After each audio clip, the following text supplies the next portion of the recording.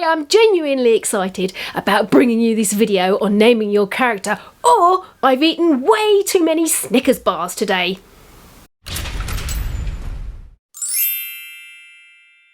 It might actually be more useful to find out how not to go about naming your character. Here's the top 7 of what not to do when penning your leading characters. Coming in at number 7, names of real people. If you have used the first name of a real famous person, worse still, if you've used their full name, expect trouble, especially if they are still alive. Just imagine you have written a story where the antagonist is a serial killer who also roughs up kittens. Unusual for a children's story, but stay with me. Let's imagine you call him George Clooney. I have a feeling if your book ends up in Mr. Clooney or his people's hands, they're not going to be very pleased about it, especially the kitten bit. But even if you've written a glowingly glorious, lovely, most kind character, avoid using the names of real people, just to be on the safe side. Not only might they not like it, but it could also be really confusing for your reader. If in doubt, do an online search or a Wikipedia search for your character's name. For example, if you want to name your character Abernacle Turnstile, just check there are no really famous people called that already. Charting at number 6, mate. Names that sound similar. Avoid having names that sound similar at the beginning or the end. It could be confusing for the reader if you have a Sarah and a Sasha, or a Gabriella and an Isabella. If it's hard for the reader to differentiate between the characters, they might just give up on the plot altogether. The same could be said for having similar length names. If you've got a Jim and a Ted and a Bob, it might just be hard to remember which one is which. Worse still are names that rhyme. Imagine you have a Tim and a Jim, or a Chloe and a Zoe. After a few pages, you are going to be using more brain power trying to remember who is who, rather than concentrating on the plot. It hasn't moved, it's still number 5. Don't name everyone. Remember, you don't necessarily have to name every single character in your book. Perhaps there are some incidental roles, like a taxi driver or a shopkeeper. They might not need a name. I was once part of a writers' group, and each week we got to read out a chapter or a small part of the book that we were working on.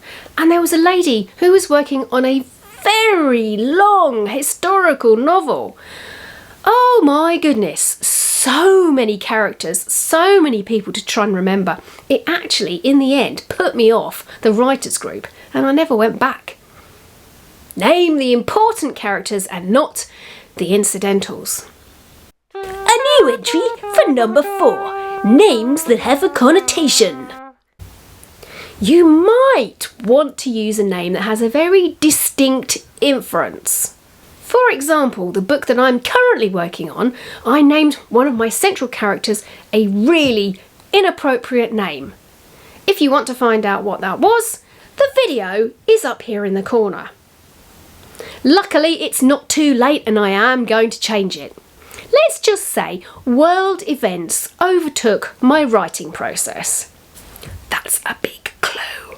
If you wanted to name your protagonist Jesus or Oprah or Abraham, you're already putting a persona in your reader's head, and it might not be the one that you intended.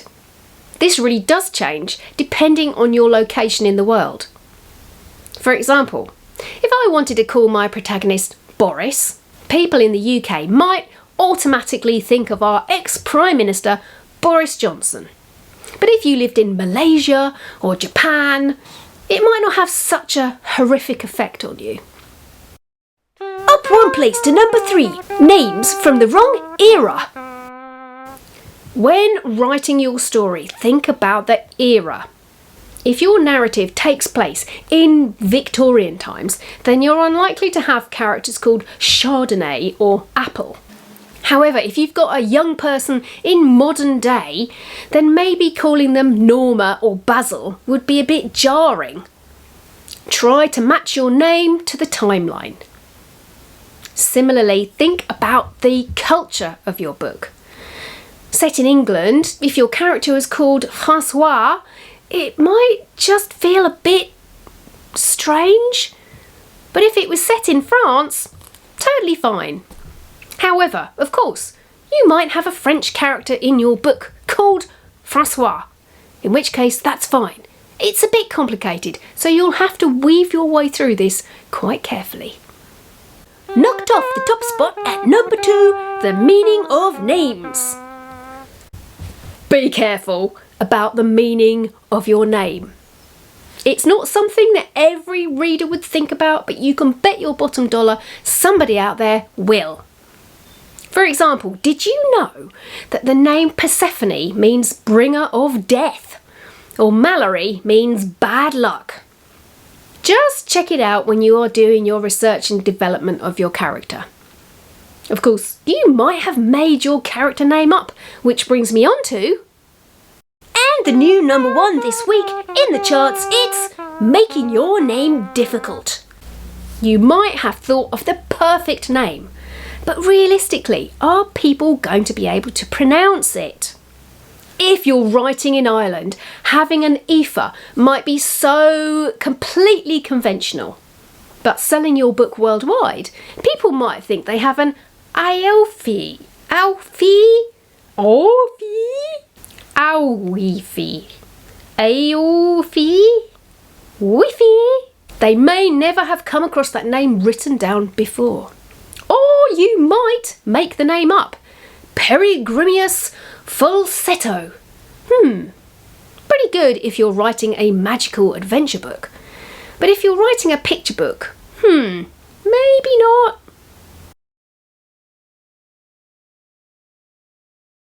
So looking at this in a positive light, how best to name your character?